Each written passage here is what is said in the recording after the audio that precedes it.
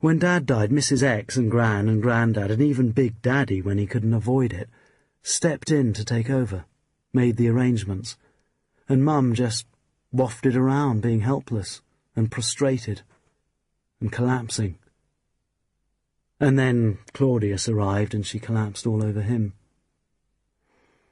Which is very much how I imagine Gertrude, Hamlet's mother, carried on when someone came and told her husband had been bitten by a snake while he was having a kip in the orchard.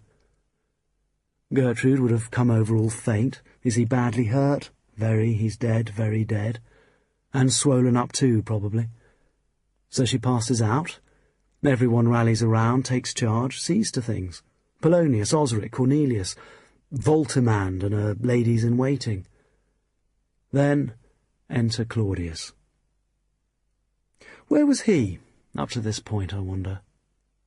The ghost says that Claudius was the one who poured the poison in his ear, or Hamlet thinks he does. But what was Claudius doing in Elsinore anyway? The king's brother just hanging around making himself useful? He certainly made himself useful afterwards.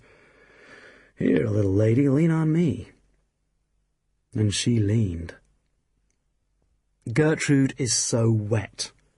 You might say, well, women were like that in those days, or men wanted them to be like that, but they weren't. And look at Queen Elizabeth I. Look at Shakespeare's women, come to that. Lady Macbeth, for starters. Macbeth wouldn't have got very far if he'd been married to Gertrude.